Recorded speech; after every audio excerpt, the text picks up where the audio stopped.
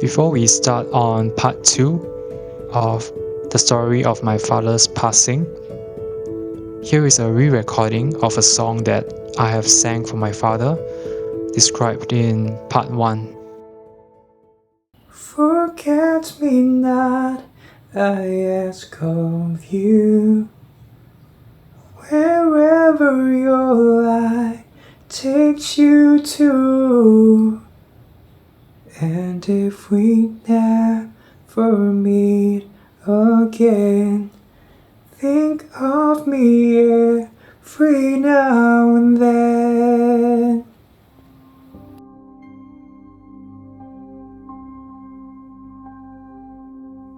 This day somehow felt rather peaceful and even uplifting.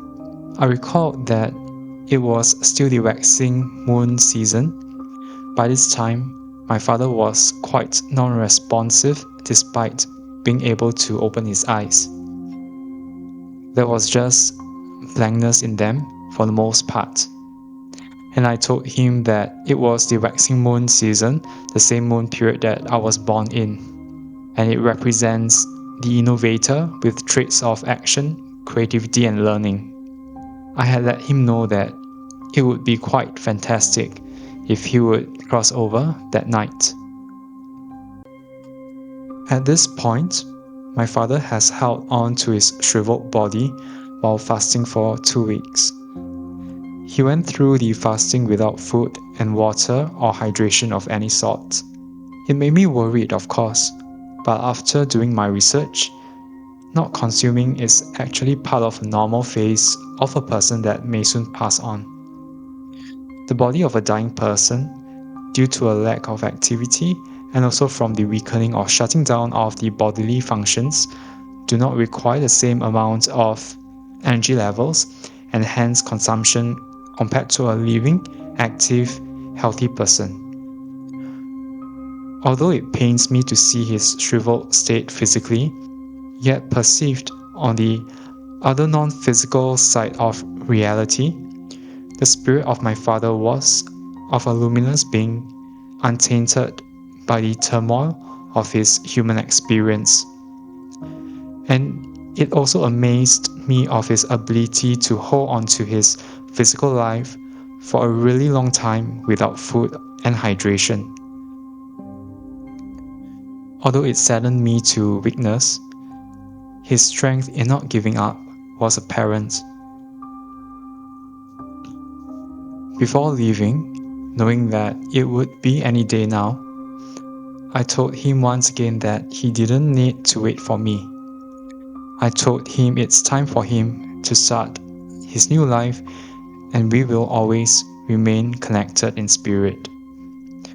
I gave him a gentle embrace with my chin close to his head and a hand rested upon his right shoulder. Both my soulmate that had also visited and I departed for dinner. Walking out of the premises down a flight of stairs, I looked across the distance. There, the darkening blue evening sky framed distinct rays of light projected by the setting sun. My heart opened at that sight, and I exclaimed to my soulmate of how auspicious and uplifting it would be if my dad were to pass on in the same evening. And so he did. After dinner, as I was making my way to my home's lobby, I received a call from the hospice nurse. She informed me that my father's breathing was quickly weakening and that she advised me to return to the hospital to be with him, and that if I decided to, they would make the relevant arrangements for my stay. As I was digesting this information, I told her I would call her back very soon on my decision. Within 20 minutes, I returned the call to the nurse to inform her of my decision to stay over for the night. But as she wasn't available then, I waited and soon received a call from her, with her telling me that she wanted to call me earlier because shortly after we first spoke, my dad had passed on. The nurse informed that his breathing gradually faded and he passed away peacefully.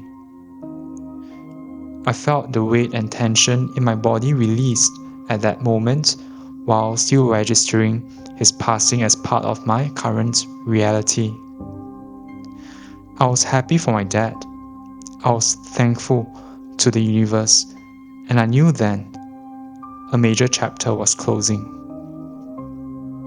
After making the arrangements with the funeral service provider, I decided to rest at home for the night. It was just a shell left of my father.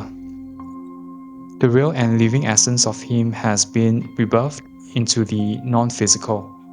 And as I do have the ability to tap consciously into the astral or spiritual realms, I did so during shower time. As the waters flow, it cleanses the body. Water also provides greater conductivity for emotions, healing, and receiving of spiritual information. So there I was, closing my eyes, having a warm bath. After setting the intention to connect with my dad's spirit, a scene opened up and I saw the silhouette of his back. He was seated down on the ground of what looked like a desert scape. My spirit animal guardian, a blue lion, was seated beside my father. Noticing that I was behind him, my father offered for me to sit beside him. My dad, being quite the atheist then, that did not believe in the non-physical reality, was beginning to remember the afterlife reality. It made me emotional to witness that, and I began crying, as all the pressure that he carried in his enclosed perspective throughout his lifetime had once again been pried open. Being disconnected from his emotions in his physical lifetime created a wall of suffering which was hard to witness. Because of all the opportunities he had to receive love had been atrophied due to the volatile conditions of his growing up years and my own childhood, growing up and going through many years of frequent quarrels and fights. Although he rejected softness and love from others for the most part, likely as a defense mechanism, he gave of himself and to the family selflessly. Observing him beginning to remember the interconnected, non-physical reality, this allowed the parts of him that were also within me at that moment to be released and healed. I began to process the grief and the pain of separation in me. Apart from my emotional upheavals, he did look really peaceful. It was on the moon where he was seated on, and from the moon he looked into the distance at the great central sun, Sirius. It was huge and brilliant upon observing this majestic mass of light up close. He was observing the cosmos and listening to the melodies of the planets and other celestial bodies. It was all a blissful symphony. With his soul connection made with my father, it allowed me to perceive the non-physical reality through his lenses. Just how beautiful was that? I eventually ended my connection with him to give him the time and space to heal by himself with angelic forces that abided by him. Of course, what entailed was the funeral visitations from friends and relatives, the sea scattering of my dad's ashes, taking a week's break to recalibrate my energies before heading back to work, continuing my own healing journey, and the list goes on. I was and still am processing grief on and off, even at the time of creating this video/audio, as it has only been a few months since his passing. I did not have a typically close relationship with my father, but I was his primary caregiver. I do on some levels take on a number of his personality traits, and although we weren't close, he genuinely cared for me despite us sharing a challenging journey as a family. So one day, as I was working on finalizing a digital illustration, my Apple Pencil stopped working no matter what I did, and whether it be Googling the causes and solutions, rebooting the illustration software, or disconnecting and reconnecting the pencil, the iPad's interface just did not pick up on the Apple Pencil. It was frustrating at first, but I took a breather and realized that there was more than what meets the eye in the mundane situation. I closed my eyes and asked Spirit, what was a message here that was more important than the completion of my work? After taking a few deep in and out breaths, I perceived the presence of my guardian angel, and as usual, she shared her light and nurturing energies with me. Eventually, she turned her attention away from me and pointed into a far distance. Immediately, I saw a luminous being descending from a flight of detached steps. It was my father. Dressed in a white buttoned shirt, he looked to be in his 30s, and he was fit and healthy, just as how he was in his younger years. It was reassuring to see him in his peak state of health. The heaviness that I saw in his soul when he had initially passed wasn't there anymore. Emotions started to resurface, and I began to cry uncontrollably. That inexplicable sense of loneliness and pain of not having a father anymore in the physical, I faced it once again. Not controlling it, not confronting it, but letting it run its course in my body and releasing it through my heart. He was telling me not to worry about him as he was all well now. I got the chance to receive that hug from him that I have not received since my childhood years. See, he was a really reserved person in his physical ego, but now he expresses himself with carefreeness and love, which was a liberating sight to witness and to experience. He assured me that our journey continues with him in the non-physical, and that he remains with me as my spirit guide in life.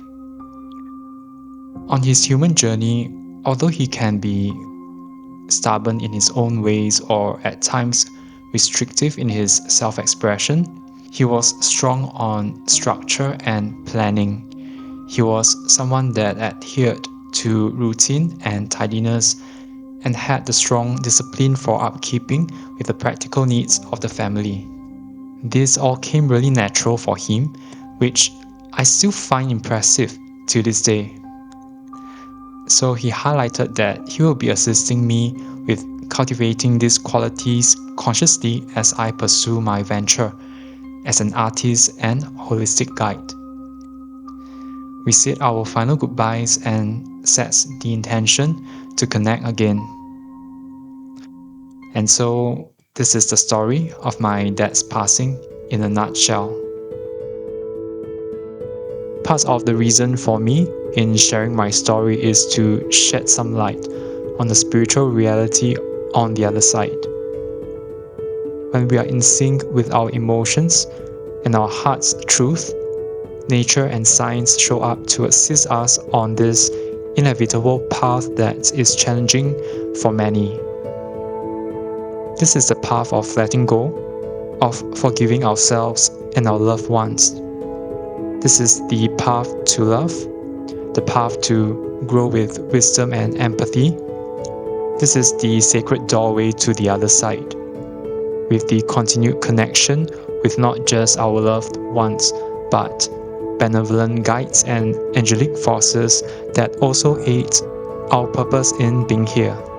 Time is truly precious, so is each of our experience. Cherish the time we have here and make the best out of it.